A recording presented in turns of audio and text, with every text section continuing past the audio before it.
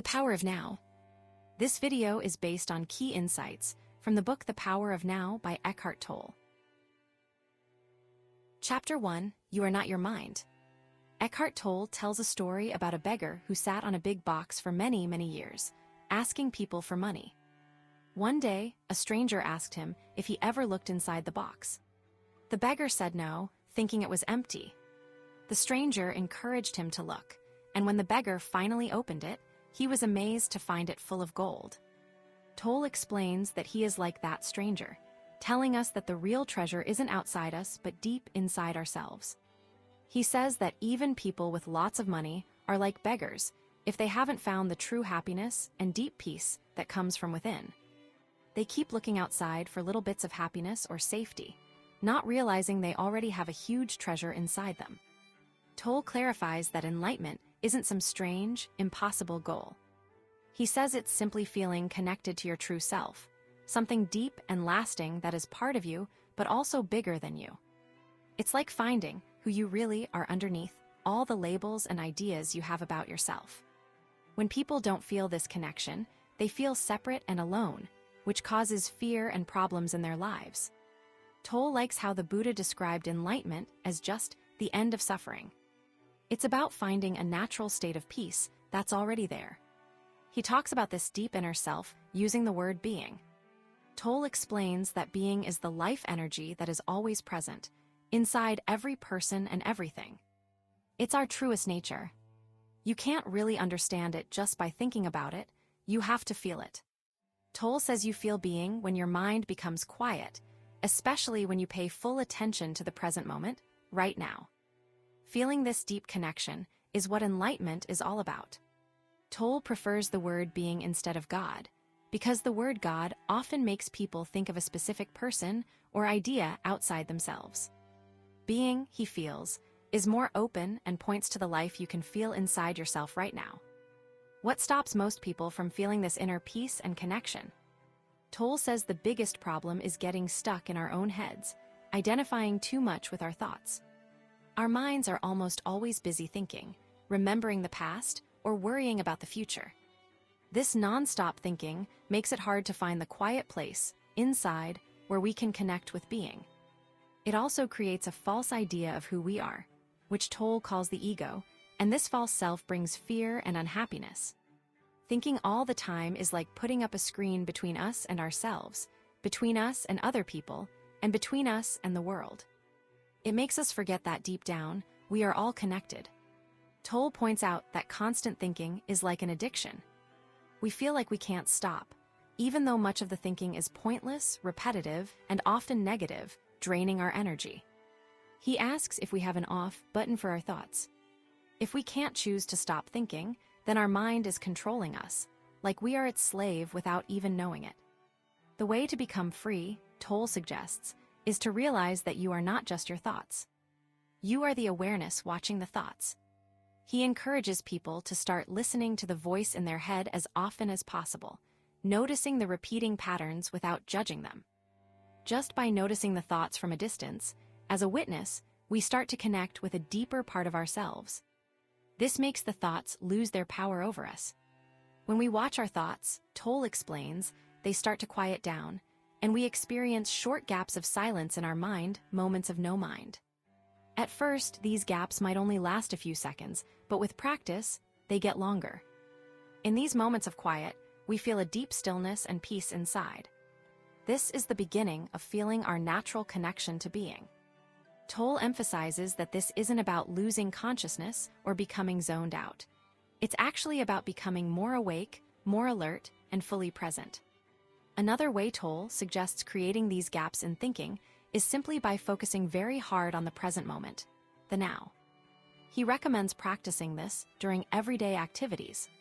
For example, when walking upstairs, pay attention to each step, your movement, and your breath.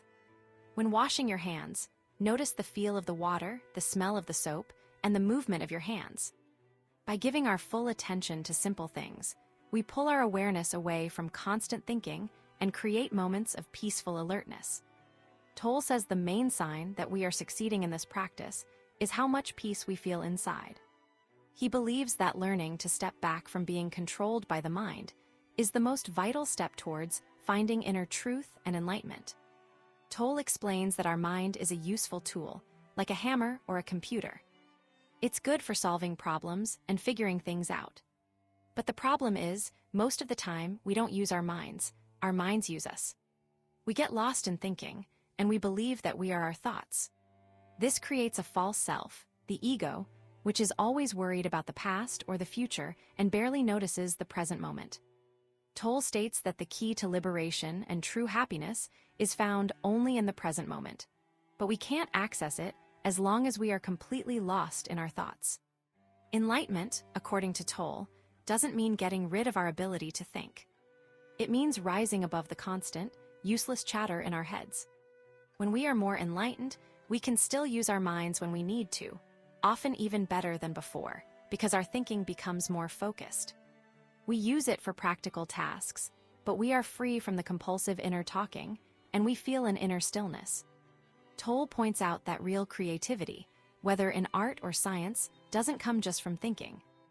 It comes from a place of inner quiet, from that space of no mind. The mind then helps shape the creative idea. He mentions that even great scientists reported their best ideas came during times of mental quietness. Tolle suggests that the amazing intelligence that created life and runs our bodies is much greater than our thinking minds. When our mind connects with this deeper intelligence, it becomes a wonderful tool. Tolle also talks about emotions. He explains that emotions are closely linked to our minds. An emotion is often the body's reaction to a thought. For example, if you have an angry thought, your body feels the energy of anger. If you think you are in danger, your body feels fear.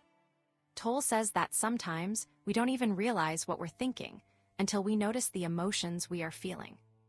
The more lost we are in our thoughts, the stronger our emotional reactions will be. If we try to ignore our emotions, they might eventually show up as physical problems or illnesses.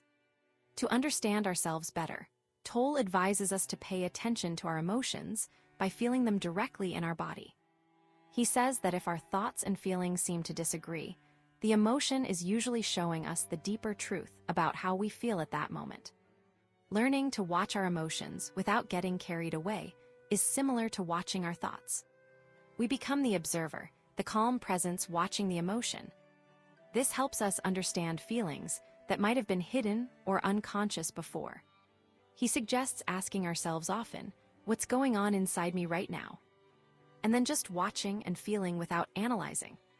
However, Tolle makes a distinction between regular emotions and deeper states like true love, joy, and peace. He says these deeper states are not really emotions in the usual sense. They come from our connection with being, our true nature. Unlike regular emotions, which often swing back and forth, like pleasure turning into pain, or what people call love turning into hate, true joy, love, and peace don't have opposites. They are steady and come from within. Tolle explains that we can get glimpses of these beautiful states even before we are fully free from our minds, especially in moments when our thinking stops, perhaps triggered by seeing great beauty or facing danger. But these glimpses are usually temporary until we learn to live more consistently beyond the control of constant thought. Finally, Tolle agrees with the Buddha that suffering often comes from desire, from the mind always searching for happiness outside itself or in the future. As long as we believe we are our minds, we are trapped by these cravings and dissatisfactions. But Tolle says the solution isn't to try and force ourselves to stop desiring things. Instead, the path to freedom is to become present, right here, right now, and to be the observer of our mind and its desires. He encourages us to be the Buddha, meaning be awake and aware, rather than just thinking about enlightenment. He points out that emotional pain like anger, sadness, guilt, or jealousy is the main kind of suffering people experience and is often the source of physical pain too. Even moments of pleasure often contain the seed of future pain because they depend on something outside us that can change or disappear. The way to end this cycle of pain, Tolle teaches, is to stop creating new suffering by staying present and to dissolve old pain by allowing ourselves to feel it without identifying with it, all through the power of being aware in the now. Chapter 2, Consciousness, the way out of pain. Eckhart Tolle explains that much of the pain people experience isn't necessary. It's created by our own minds when we aren't paying attention. He believes that pain often comes from not accepting what is happening right now. Instead, we judge things, feel negative emotions, and resist the present moment. The more we identify with our thoughts, the more we suffer. It's like being stuck in a loop of worrying about the past or future, instead of enjoying the present. Tolle uses the example of Earth without humans. A tree doesn't worry about time, it simply is. We need time and thinking to function in the world, but problems arise when they take over our lives. The mind constantly tries to fill the present moment with thoughts about the past and future, hiding the amazing potential of simply being. This creates a heavy burden, and we keep adding to it every time we ignore the present. This also means we carry old pain from the past with us. Tolle suggests we stop creating time by focusing on the now. Instead of always thinking about what's next, we should make the present our main focus. It's like shifting from visiting the present moment briefly to making it our home, only going to the past or future when we absolutely need to. Saying yes to what is happening, even if it's unpleasant, is key. Resisting life is like fighting against a river current. It only makes things harder. Surrendering to the present allows life to work with us, not against us. Tolle acknowledges that the present isn't always easy. Sometimes it's painful or awful. But the problem isn't the situation itself, it's how our minds label it. We judge, and that judgment creates suffering. By simply observing our thoughts without getting caught up in them, we can step back from this resistance and allow the present moment to be. This brings a sense of inner peace and freedom. Then we can decide if action is needed, but always working with the present, not against it. It's about befriending whatever is happening, and that can change everything. He then introduces the idea of the pain body, which is like an accumulation of all the emotional pain we've ever experienced. It's a negative energy that lives in our minds and bodies, sometimes dormant, sometimes active. Think of it like a shadow that follows us around. This pain body can be triggered by anything that reminds us of past hurts.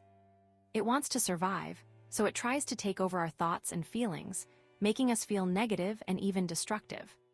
It's like an unwelcome guest who tries to control the house. Tolle explains that the pain body feeds on negative experiences, creating a vicious cycle. If we're feeling angry, it will create situations that make us even angrier. The key to dealing with the pain body, Tolle says, is to become aware of it. Observe it without judgment, as if you're watching a movie. This breaks the identification, and the pain body loses its power.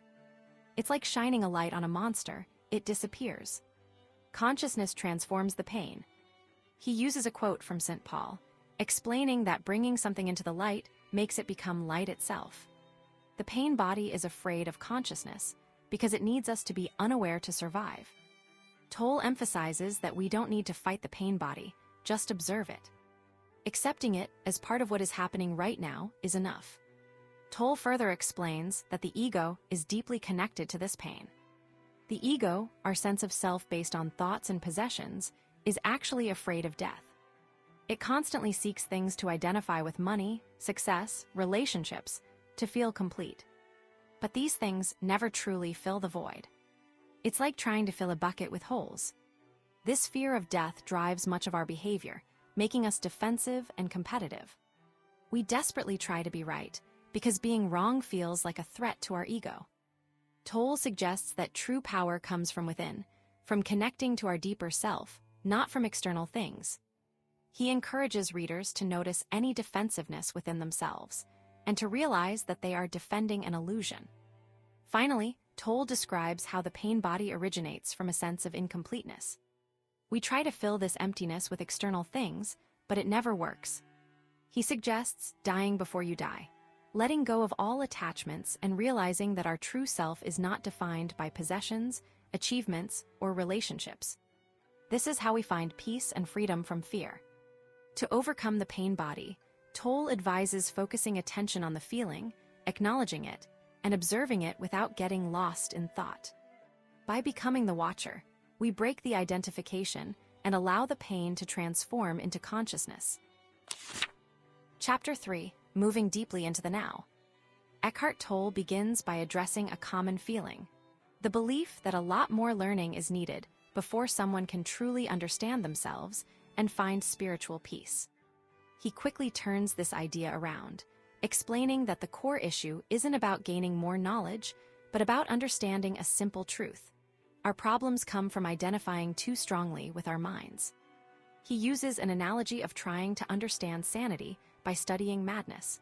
Simply knowing about a problem doesn't solve it. Tolle points out that we already understand the basic problem. We think we are our thoughts, creating a false self, the ego, instead of recognizing our true self, which is connected to something bigger than our minds. He compares this to a branch cut off from the vine, separated from its source of life. The ego, Tolle explains, is never satisfied. It's always looking for something more, because it feels insecure and afraid. This constant neediness keeps us stuck in a cycle of wanting and fearing. He warns against getting lost in analyzing the ego's many forms, because that just feeds it. The ego loves to be studied and dissected, as it gives it more importance. Instead, Tolle suggests recognizing the root of the problem, identifying with the mind, and then stepping back from it. This doesn't mean getting rid of the mind, but rather observing it without getting caught up in its thoughts and emotions. He emphasizes that the mind itself isn't the problem. It's a useful tool when we don't mistake it for who we are. Imagine a computer. It's powerful, but it's not you. Tolle then tackles the idea of time, stating that it's a major illusion that keeps us trapped. He argues that being stuck in time, constantly thinking about the past or worrying about the future, prevents us from fully experiencing the present moment.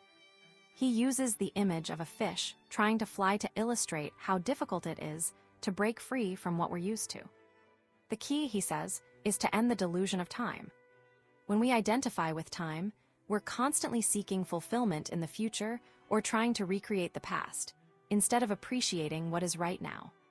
He acknowledges that we use time for practical purposes, like planning, but warns against letting it control our lives and steal our joy. He explains that the real treasure isn't time itself, but the present moment, the now, which is timeless and full of life. Tolle continues by emphasizing that nothing truly exists outside of the present moment. He challenges the reader to think about it. Have you ever actually experienced anything outside of the now? The past is just a memory, which exists now. The future is just an idea, which we think about now. He uses the moon reflecting sunlight as an example. The past and future don't have their own light. They borrow it from the present. He stresses that this isn't something to be understood intellectually, but rather felt a shift in consciousness from thinking to being. When we grasp this, everything feels more alive and connected. He then draws a parallel to emergency situations, where people often experience a heightened sense of presence and clarity. This is because, in those moments, there's no time for thinking or worrying. It's pure survival. Some people seek this feeling through dangerous activities, but Tolle points out that we can access it simply by being present. He highlights that spiritual teachers throughout history have pointed to the now as the key to spiritual awakening, but it's often been overlooked. He references teachings from Christianity, Zen Buddhism, and Sufism, all of which emphasize the importance of living in the present moment. Tolle then offers practical advice on how to access the power of the now. He suggests observing the mind's tendency to escape the present and simply withdrawing attention from past and future whenever possible. He encourages readers to become watchers of their thoughts and emotions without getting caught up in them. This creates space between us and our minds, allowing us to experience a deeper sense of presence. He explains that when strong emotions arise, it's important to stay centered in the now, rather than being swept away by the reaction. He emphasizes that observing the mind doesn't judge it, but simply acknowledges it. This creates energy and allows us to step out of the time dimension and into a state of peace. Finally, Tolle addresses the idea of psychological time, which he describes as a mental illness that causes suffering. He points to ideologies that promise a better future, often at the expense of the present, as examples of this. He challenges readers to examine their own lives and see how they are constantly striving for something in the future, rather than appreciating the present. He encourages readers to find the life underneath their life situation by focusing on their senses and being fully present in the moment. He concludes by emphasizing that all problems are illusions of the mind, and that true freedom comes from letting go of the need to control time and simply being present in the now. He believes this shift in consciousness is a crucial step in the evolution of humanity, and that it's within our reach. Chapter 4: Mind Strategies for Avoiding the Now. Eckhart Tolle begins by explaining that simply understanding a truth intellectually isn't enough to change your life. It's like knowing that eating healthy is good for you. You can agree with it, but if you don't actually do it, it won't make a difference. True change comes from living the truth, from feeling it in every part of your being. He describes this as a vibrant aliveness, a joy of simply being that frees you from the grip of time. Tolle acknowledges that even if time feels like an illusion, we still live in a world that seems to run on it. Paying bills, growing older, these are realities. However, he argues that the real problem isn't these things themselves, but how we react to them. It's when we get lost in worry about the future or regret about the past that we create suffering. He illustrates this with the idea that a situation becomes a problem when we make it personal, when we identify with it and let it upset us.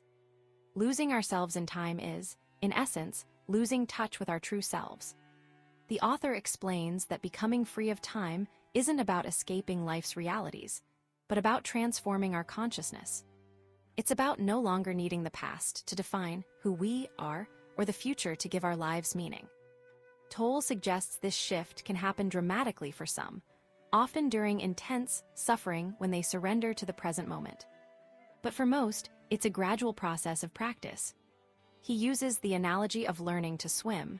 You might start by briefly feeling present, then losing it again, but with practice, presence becomes more natural and sustained. Tolle then introduces the idea of different levels of consciousness.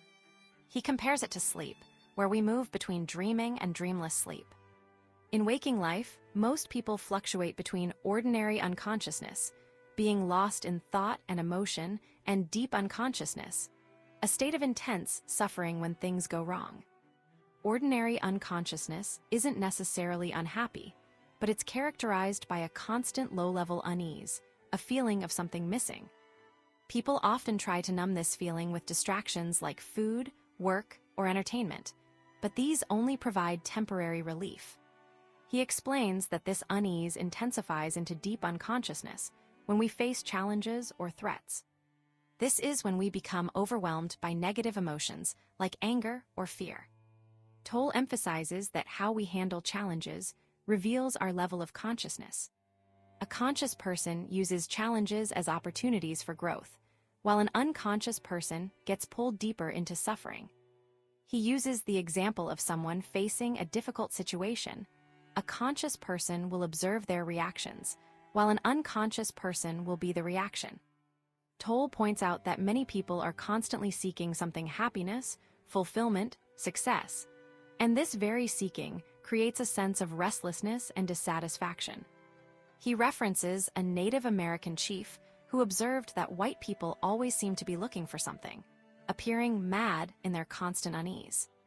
This collective dysfunction, he argues, is rooted in a loss of awareness of our true being and has contributed to a destructive civilization. He notes that thinkers like Freud recognized this underlying unease, but didn't fully understand its source or the possibility of freedom from it. The author then offers a path to freedom: make the unconscious conscious. By observing our thoughts and emotions without judgment, we can begin to dissolve the patterns of ordinary unconsciousness. He suggests regularly asking ourselves, "Am I at ease right now?" Or, "What's going on inside me?" This self-observation is key to recognizing when we've lost touch with the present moment. Tolle uses the example of noticing a subtle tension in the body or a stream of judgmental thoughts. Tolle emphasizes that it's important to take responsibility for our inner space. Are we polluting it with negativity, or are we cleaning it up? He explains that our inner state affects the world around us, and that clearing our inner pollution can contribute to a more peaceful planet. He encourages readers to practice acceptance, to stop resisting what is, and to drop negativity as soon as they recognize it. He uses the analogy of dropping a hot coal. Once you realize it's burning you, you let go of it. Finally, Tolle stresses the importance of being fully present wherever we are. If we're constantly wishing we were somewhere else, we miss the beauty and richness of the present moment. He encourages readers to choose one of three options when faced with an undesirable situation: remove themselves, change it, or accept it. He concludes by highlighting that our life's journey has both an outer purpose, achieving goals, and an inner purpose, deepening our being. The inner purpose, he argues, is the most important, and it's found in the quality of our consciousness in each moment. Chapter 5, The State of Presence. Eckhart Tolle explains that being truly present, which is the secret to finding inner truth and light, isn't something you can figure out just by thinking about it. Your mind can't grasp it like an idea. According to Tolle, understanding presence actually means being present, right here, right now. It's an experience, not just a thought. He suggests a simple way to get a taste of this. Close your eyes and ask yourself, what will my next thought be?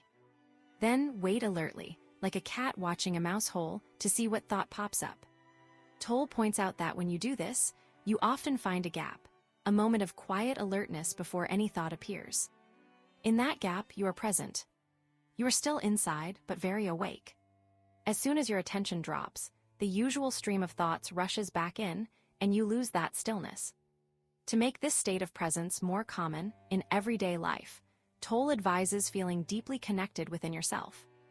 This means paying attention to your body from the inside, feeling the life and energy within it. Think about feeling the warmth in your hands or the gentle rise and fall of your breathing. He explains that this awareness of your inner body acts like an anchor, keeping you grounded in the present moment instead of getting carried away by the mind's constant chatter about the past or future. This connection is key for personal growth. Tolle also compares being present to a special kind of waiting. It's not the usual restless waiting, where you want the future to hurry up and arrive.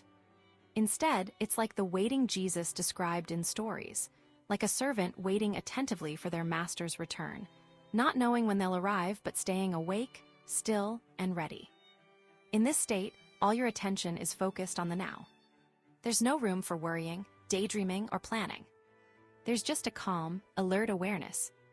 In this state of alert waiting, Tolle says, your usual personality, with all its history and future plans, fades into the background. But you don't lose anything important. In fact, he suggests, you become more truly yourself than ever before. This is the state where you find your deep, essential self, the core of your being. Tolle believes the stories Jesus told about wise people keeping their lamps lit weren't just about the end of the world, but about waking up from being lost in thought and discovering this new way of being right now. This inner stillness is also necessary to truly appreciate beauty, according to Tolle. Think about looking up at a starry night sky or really listening to a bird singing. To fully experience the wonder and sacredness in these moments, your mind needs to be quiet. You have to temporarily put down your worries and ideas. Otherwise, Tolle says, you might see or hear, but you won't truly perceive the deeper essence. Your full presence is needed for beauty to reveal itself. Tolle explains that whenever there is beauty, there's an unnamed, holy essence shining through. This essence only reveals itself when you are present. He wonders if this deep essence and your own presence might be the same thing. He encourages you to explore this connection for yourself. Often, we might have these moments of presence, maybe while enjoying nature, without even realizing we were briefly free from thought. The mind jumps back in so quickly, naming and judging, that we miss the gap of pure, thoughtless awareness where the beauty was truly felt. Tolle suggests that the more aware we become of this gap, the more conscious and deep we become as individuals. He observes that many people are so caught up in their minds that they don't truly see the beauty around them, like a flower. They might label it mentally, pretty flower, but they don't feel its aliveness, its sacredness, because they aren't still and present inside. Tolle links this to not knowing their own inner essence either. He feels this mind dominance is why much modern art and architecture lacks deep beauty. The creators are often stuck in their minds, unable to connect with the inner stillness where true creativity arises. Tolle equates presence with being, or pure consciousness. When you become aware of being, it's like being, or life itself, is becoming aware of itself through you. This awareness is presence. He emphasizes not getting stuck on the words. You don't need complex understanding to become present. It's about experiencing it. Looking at the big picture, Tolle suggests that everything that exists, from a stone to the sun to humans, has some level of consciousness or being. Consciousness expresses itself through all these different forms. The ancient seers in India saw the world as a divine game, Leela. In this game, individual forms aren't the main focus.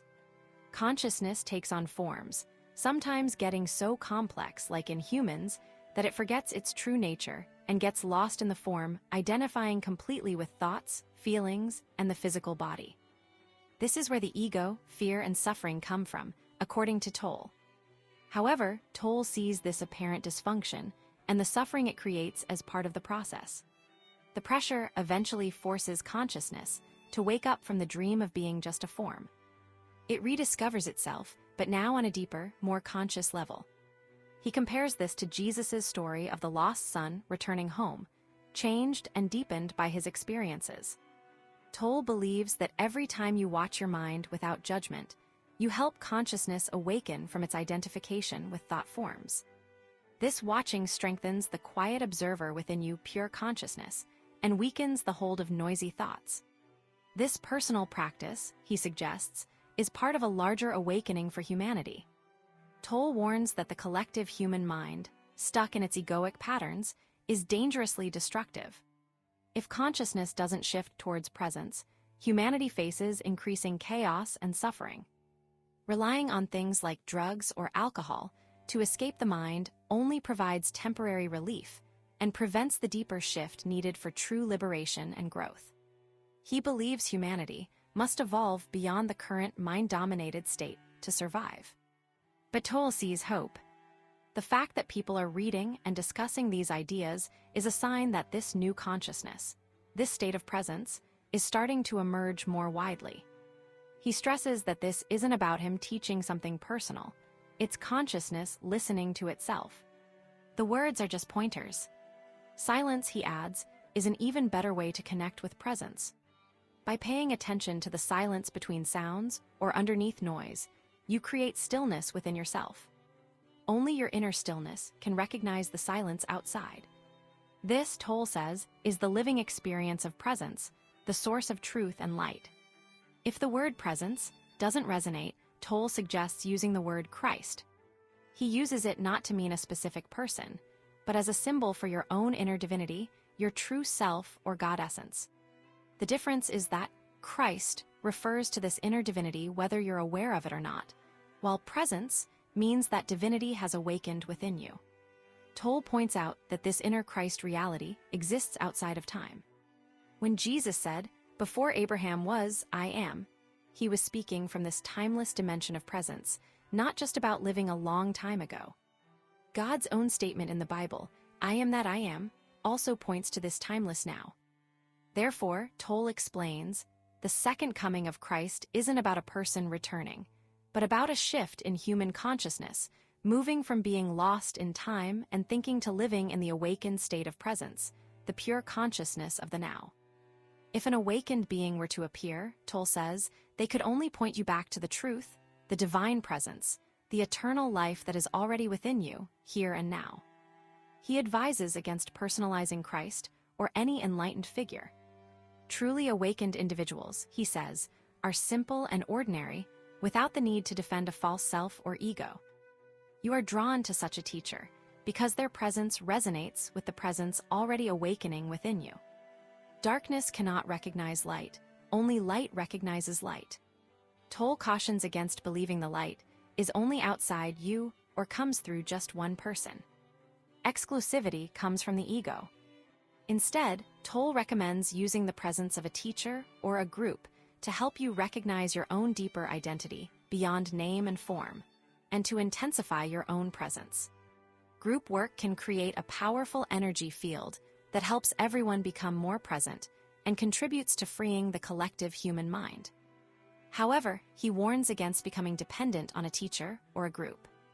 They can be helpful guides, especially initially, but the ultimate journey to discovering truth and light happens within you.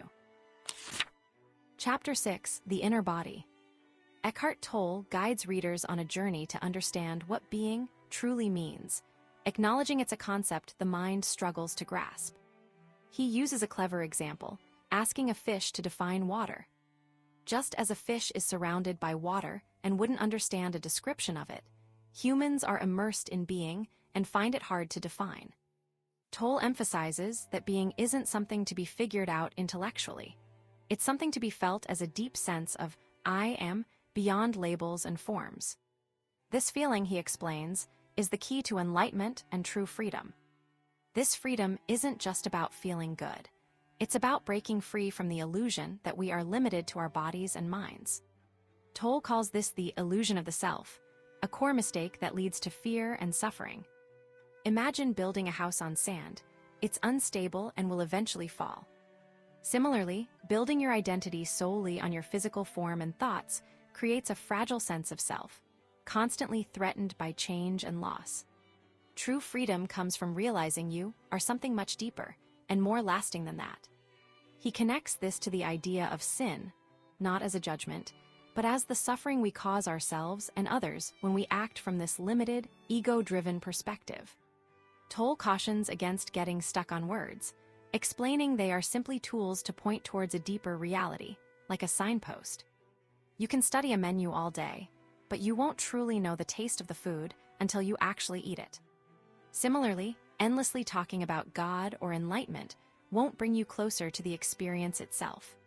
He warns against negative attachments to words too. Disliking the word God shouldn't prevent you from exploring the reality it represents. If a word doesn't resonate, find another that does. However, Tolle doesn't shy away from challenging readers, pointing out the collective insanity of the human condition, the fear, greed, and violence that permeate society. He asks us to observe this honestly, including our own minds, to find the root of this suffering within ourselves. The path to understanding being, Tolle explains, involves a deep connection with the body. It's not about the physical body we see, but the inner body, a subtle energy field within us. He describes this as a doorway to being, a way to feel alive and connected to something vast and sacred. This isn't about thinking about the body, but feeling it from within. Tolle guides readers through a practice of directing attention into the body, noticing sensations and energy, and letting go of thought. He emphasizes that this practice isn't about achieving a specific feeling, but simply observing what is present. Tolle addresses why many spiritual traditions have historically condemned the body. He explains that humans, after a perceived fall from grace, felt disturbed by their animal nature and tried to deny it. This led to shame, taboos, and attempts to escape the body through ascetic practices. However, he argues that true enlightenment isn't found by fighting the body, but by transforming it through awareness. He shares ancient teachings that emphasize the body as a vessel for divine connection, highlighting that Jesus' message wasn't about leaving the body, but about filling it with light. Tolle encourages readers to reclaim consciousness from the mind, directing attention inward to unlock a vast reservoir of energy and stillness. He provides a meditation technique to flood the body with consciousness, focusing on breath and sensations to strengthen the immune system and create a sense of inner peace. Tolle also emphasizes the importance of listening with the whole body, not just the mind, to truly connect with others. When we listen from a place of presence, we create space for genuine communication and experience a deeper sense of oneness. He concludes by suggesting that by inhabiting the body, we slow down the aging process and unlock our creative potential, ultimately realizing that we are not separate from the unmanifested, the source of all life. Chapter 7: Portals into the Unmanifested. Eckhart Tolle guides readers on a journey inward, emphasizing that true freedom and understanding come from connecting with the present moment and the energy within. He begins by inviting individuals to feel the energy in their bodies, not just as a physical sensation, but as a gateway to something deeper. Tolle suggests a meditation where one focuses on the body's energy, letting go of thoughts and images until a sense of pure presence emerges. This isn't about thinking about your body, but feeling it, until the boundary between you and your body dissolves. It's like when you're really focused on playing a sport or creating art. You're not thinking about yourself, you're just being in the activity. This deep dive into the body, Tolle explains, leads to a realm beyond form, a source of all things he calls the unmanifested. He compares it to a quiet, still space within us all, a source of peace and joy.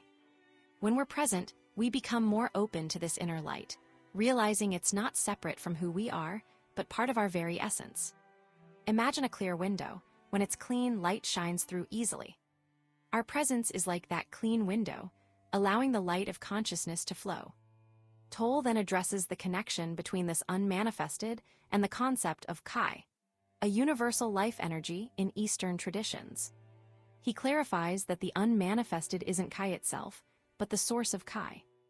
Kai is like a river flowing through our bodies, and the unmanifested is the ocean from which the river originates. By focusing on the inner body, we trace the river back to its source, moving from movement, Kai, to stillness, the unmanifested. It's like following a road back to the town where it began. He explains that reaching this stillness is a point of birth and death, a place where the world dissolves and then reforms. When our attention is outward, we get caught up in thoughts and the world around us.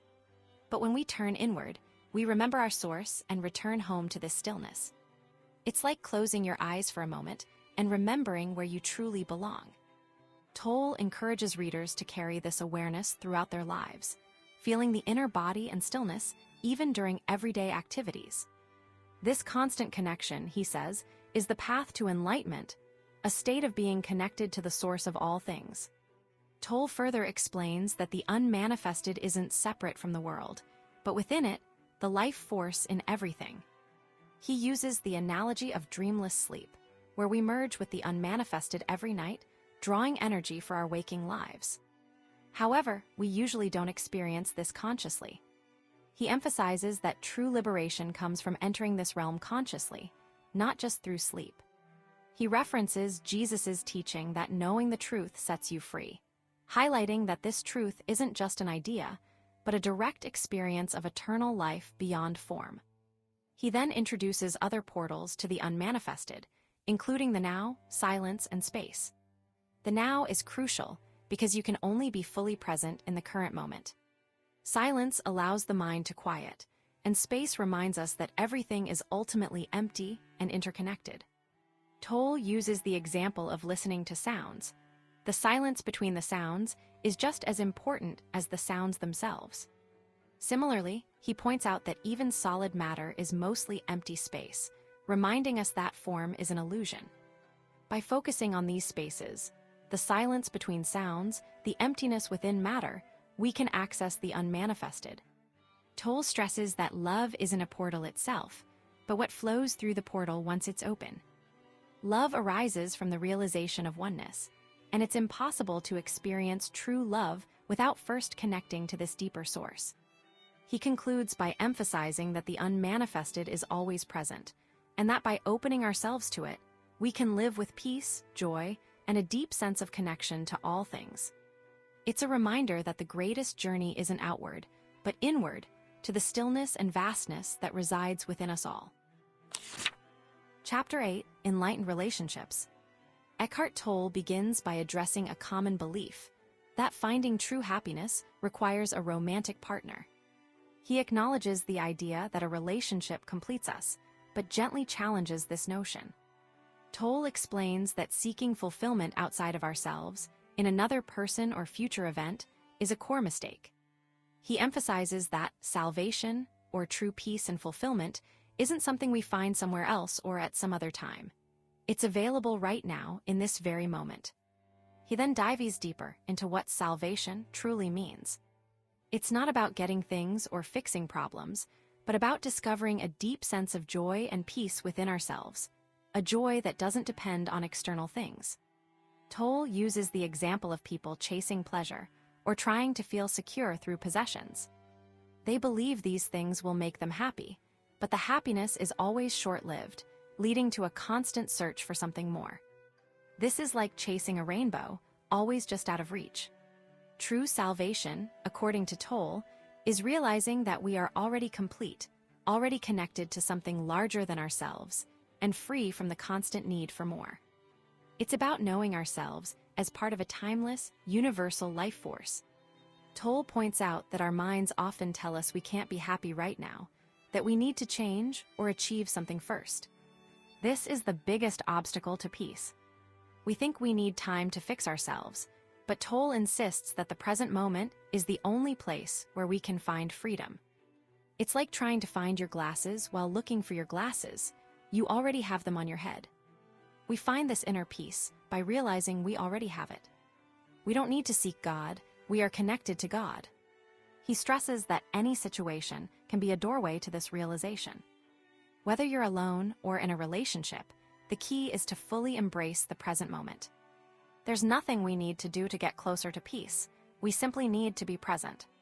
Tolle uses the analogy of a light switch. You don't need to earn the right to turn on the light, you simply flip the switch.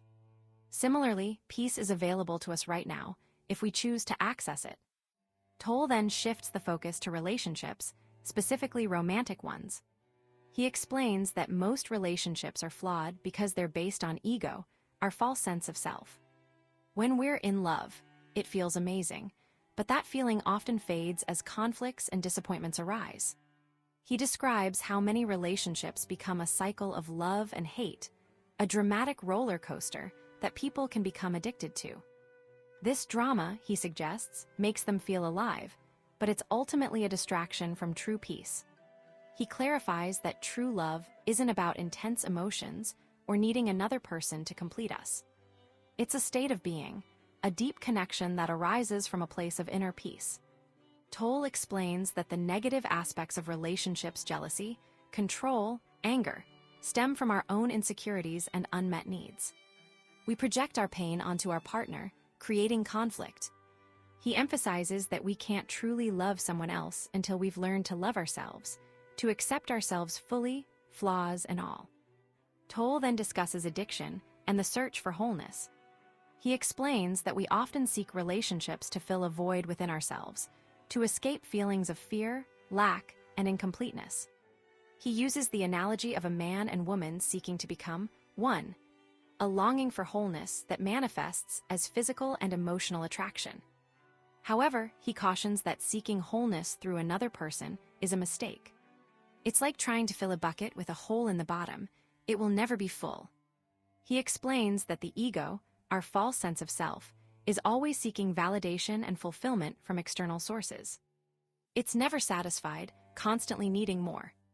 A relationship can temporarily soothe the ego, but ultimately it can't provide lasting fulfillment. Tolle emphasizes that true fulfillment comes from within, from realizing our inherent worth and completeness. Finally, Tolle offers a path toward more fulfilling relationships. He suggests that the key is to bring intense presence into our interactions with others. This means being fully aware of our thoughts, feelings, and sensations without judgment. By observing our patterns and letting go of our ego-driven needs, we can create space for genuine connection and love. He encourages readers to accept their partners as they are, without trying to change them. This acceptance, he says, is a powerful catalyst for transformation. Tolle concludes by stating that relationships can become a spiritual practice, an opportunity to grow and awaken to our true nature. It's not about finding the perfect partner, but about using our relationships to learn about ourselves and to cultivate inner peace. Chapter 9, Beyond Happiness and Unhappiness There is Peace. Eckhart Tolle guides us to understand that true happiness isn't about having good things happen, but about finding peace inside ourselves, no matter what's going on around us. He explains that people often think if they just had a positive attitude, only good things would come their way. But Tolle challenges this idea, pointing out that sometimes the hardest times in life, like facing illness or loss, are actually our greatest teachers. These difficult experiences can help us let go of unimportant things and discover what truly matters, leading to a deeper understanding of ourselves and the world. The author emphasizes that every challenge holds a hidden lesson. Even something unpleasant can show us what's real and what isn't, helping us grow into more compassionate and humble people. Tolle suggests that when we fully accept what is, without trying to fight it, we move beyond the constant good or bad judgments of our minds. This acceptance opens us up to a higher good that includes everything, even the things we perceive as negative. He uses the story of Adam and Eve from the Bible to illustrate this point, explaining that wanting to know good and evil actually separated them from a state of peace. Tolle acknowledges that it might feel like denying reality to accept difficult situations. He clarifies that it's not about pretending things aren't bad, but about allowing them to be without resistance. This allowance is a key part of forgiveness, especially forgiving the present moment. When we stop fighting against what is happening, we free ourselves from the endless cycle of resentment and negativity. It's like letting go of a tight grip. It doesn't change the situation, but it changes how we experience it. The author explains that inner peace isn't the same as happiness. Happiness depends on things going our way, but peace exists even when life is hard. He uses the example of losing a loved one. It's impossible to be happy in that situation, but it is possible to find peace underneath the sadness. This peace comes from letting go of resistance and connecting with a deeper sense of being. Tolle also addresses the question of how to accept things and still try to change them. He says to do what needs to be done, but to do it from a place of acceptance, rather than fear or control. When we're not driven by ego, our actions are guided by a greater intelligence. Tolle references Marcus Aurelius, a powerful leader who also understood the importance of acceptance. He highlights that suffering often leads to awakening, forcing us to realize who we are beyond our names and roles. Through forgiveness, we transform suffering into inner peace, creating a space of stillness that can heal ourselves and others. This isn't about actively doing anything, but simply being present and radiating a peaceful frequency. The author then moves into discussing how most people create their own drama through unconsciousness. He explains that the ego, the part of our mind that identifies with thoughts and feelings, constantly seeks to protect itself through control, fear, and defense. When egos interact, conflict arises. Tolle suggests that when we are truly conscious, drama disappears because we are no longer driven by these egoic patterns. He emphasizes that loving our own drama is a common trap, as it gives the ego a sense of identity. Tolle explains that true freedom comes from accepting the present moment completely. When we do this, we can still take action, but without the usual ego-driven motivations. He then discusses the cyclical nature of life, pointing out that everything is constantly changing. He encourages us to embrace both the up cycles of success and the down cycles of failure, recognizing that both are necessary for growth. He uses the analogy of a plant needing periods of rest to regenerate, and suggests that illness can sometimes be the body's way of forcing us to slow down and heal. The author emphasizes that impermanence is a fundamental truth of existence. Everything we cling to will eventually change or disappear. True joy, he says, comes from connecting with the unchanging being within us, rather than seeking fulfillment in external things. He cautions against seeking identity through possessions or achievements, as this will only lead to disappointment. Tolle concludes by explaining that negativity arises from resistance. Instead of trying to fight negative emotions, we can use them as signals to become more present. By learning to accept what is, we can break free from the cycle of suffering and discover a lasting inner peace. Chapter 10, The Meaning of Surrender. Eckhart Tolle begins by addressing a common struggle. The idea of surrender often feels like giving up, like accepting a bad situation and doing nothing to improve it. He explains that true surrender isn't about being passive, but about flowing with life instead of fighting against it. It's about accepting the present moment, the now, without judging it. Think of it like being stuck in the mud. You wouldn't just accept being stuck, you'd try to get out. But while you're trying, you wouldn't get angry or frustrated about being stuck. You'd focus on what you can do right now to move forward. That focused action, free from negativity, is what Tolle calls positive action. The author emphasizes that surrender happens within us, not in the outside world. It's not about accepting a bad life, but about accepting this moment as it is. When we resist the present, when we wish things were different, we create a pain gap, the space between what we want and what is. This resistance comes from the mind's constant judging and labeling. Tolle uses the analogy of a foggy night with a flashlight. The fog represents life's uncertainties, and the flashlight beam is our awareness, illuminating only the present moment. By focusing on that beam, we can navigate life without getting lost in the fog of worry and regret. Tolle explains that resisting life hardens us, making us feel separate from others and the world. This leads to judgment, competition, and even fear. He suggests that paranoia is simply an extreme version of this normal, unhealthy state. When we resist, our bodies become tense and blocked, hindering the flow of energy. While things like massage can help, they're only temporary fixes unless we address the root cause, our resistance to the present. He points out that deep within us lies a peaceful, unchanging core, accessible only through surrender. This core is our true self, existing eternally in the now. The author clarifies that surrender doesn't mean giving up on goals or change. It means approaching them from a different place. When we're surrendered, our actions are infused with a powerful energy that comes from being fully present. This surrendered action is more effective than action driven by anger or frustration. Tolle believes that as more people awaken to this way of being, the very concept of work might change, becoming something more joyful and fulfilling. He stresses that our state of consciousness in this moment is the biggest factor in shaping our future. Tolle addresses the idea that dissatisfaction is necessary for motivation. He acknowledges that it's natural to want to improve unpleasant situations. However, he explains that in surrender, clarity arises, and we know exactly what needs to be done, one step at a time. He uses the example of lilies, which grow without striving or worrying. He encourages focusing on the single thing you can do now, rather than getting lost in future plans. If no action is possible, surrender becomes a way to deepen your connection to the present moment and allow life to unfold. The author then discusses the shift from mind energy to spiritual energy. Surrender allows us to tap into a higher frequency of energy that doesn't create suffering.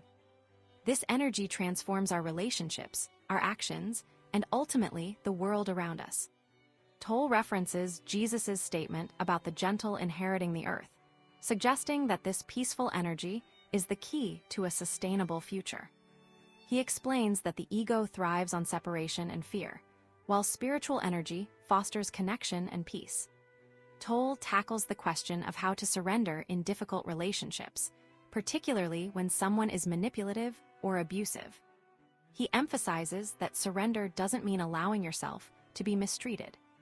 It means responding from a place of clarity and insight, setting boundaries firmly but without negativity. He encourages taking responsibility for your own life and refusing to create more suffering. He suggests that if you cannot take action, you can still surrender to the situation and use it as an opportunity to deepen your presence. The author then dives into the process of letting go of resistance. He advises starting by simply acknowledging when resistance arises, observing the thoughts and emotions that fuel it. By witnessing resistance, we see its futility. He challenges the idea that we can be truly conscious of unhappiness, arguing that unhappiness is actually a form of identification with negative thoughts and emotions. He urges readers to move beyond thinking about their feelings and to truly feel them without judgment. Tolle emphasizes that surrender isn't a passive acceptance of suffering, but a powerful transformation of it. He encourages readers to use difficult experiences as opportunities for enlightenment, transmuting pain into peace. Tolle acknowledges that sometimes life throws us into limit situations, disasters, or losses that shatter our world. These situations can force us into surrender, breaking down the ego's defenses. While suffering isn't necessary for enlightenment, it can be a catalyst for it. He explains that the way of the cross, facing suffering with acceptance, is an ancient path to spiritual awakening. He clarifies that it's not the suffering itself that brings enlightenment, but the surrender that happens within the suffering. Finally, Tolle addresses the question of choice. He explains that most people aren't truly making choices, but are instead acting out conditioned patterns from the past. True choice arises when we disidentify from the mind and become present. He encourages readers to stop creating more pain and to embrace the power of the now. He concludes by suggesting that the sign of true surrender is when you no longer need to ask how to achieve it. You simply are surrendered. And that brings us to the end of our summary of this book. I hope you found it insightful and valuable. If you enjoyed this video, hit like and subscribe for more. Your support helps us bring you more great content. Thanks for watching.